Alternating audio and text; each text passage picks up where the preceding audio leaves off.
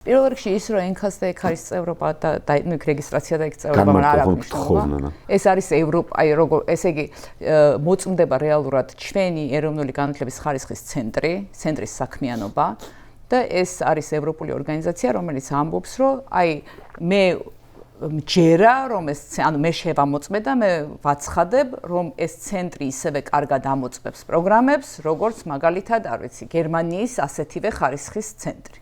შესაბამისად, ეს ანუ იმისთვის რომ მივხვდეთ რა მნიშვნელოვანი იყო, ჩვენ შეგვიძლია 2019 წლის განათლების სამინისტროს საიტებიდან ამოვიღოთ მათივე ზეიმი, როცა გახდნენ წევრები.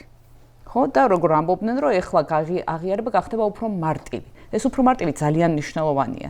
იმიტომ რომ როდესაც შენი დიპლომის აღიარება არის მარტივი, ავტომატურად არის ფაქტობრივად აღიარებული, როცა წევრი ხარ. ამ შემთხვევაში შენ კონკურენციაშიც უფრო მაღლა ხარ. ეხლა ხო ევროპული უნივერსიტეტებისთვის მთელი მსოფლიო და ამერიკული ამ შემთხვევაში არ შედის, მაგრამ ევროპის ხო მთელი მსოფლიოში კონკურენციაში ხარ და ამჟამად კონკურენციაში უფრო მაღლა ხარ და ძალიან დიდი ბიუროკრატიულ პროცესებს ხარ არიდებული. აი ხა ეს რომ დაიკარგა, ეს დავკარგეთ. ანუ ისე კი არა რომ ვერ იქნება აღიარებული. დასუსტდება, ანუ დიპლომის ძალა დასუსტდება. ეს ერთი. ეხლა მეორე, როდესაც ესენი ამბობენ 3+1. მაგალითად, ჩვენ გვაქვს ქვეყანაში ABET აკრედიტებული საინჟინრო პროგრამები. ABET არის, რომელიც თავიდან იყო ამერიკული აკრედიტაცია, ეხლა არის საერთაშორისო აკრედიტაცია და ეს როგორი აკრედიტაცია, იცი, რომ აი თუ Apple-ში მიდის ადამიანი, რომელსაც ABET აკრედიტებული პროგრამის აქვს დიპლომი აქვს, მან იცის, რომ მართლა კარგად იყო, ეს მართლა ამერიკული სტანდარტით იყო ეს საინჟინრო პროგრამა შედგენილი და ზედმეტი რაღაცები. მას არ უწევს ბიუროკრატიის და ბუღალტერიის გავლა ჟარგონზე. ეს უფრო არის დამოკიდებულების ამბავი. ორგანიზაცია, ანუ კომპანიას როცა აყავს, ეს არის რომ აი ორი ადამიანი რო ყავდეს, ურჩევნია ABET კურსდამთავრებას.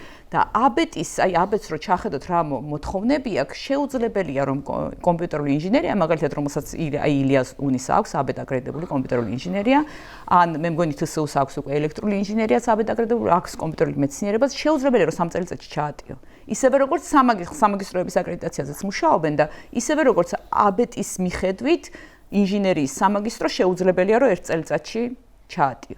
ხა ესენი თუ გადაიყვანენ 3+1-ზე, მაშინათვე დაიკარგება ეს აკრედიტაცია და მაშინ ესენი უნდა გაუშვან გამონაკლისში. მაგრამ ეხლა მე ვამბობ ABET-ზე, ხო, ასეთივე არის მედიცინაში რაღაც აკრედიტაცია, ასეთივე არის, გავიცი, ბიოქიმიაში.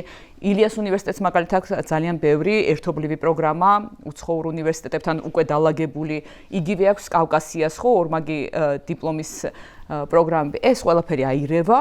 და ეს აკრედიტაციები საერთოდ თავიდან იქნება არც ვიცით მე მიიღწევა თუ არა.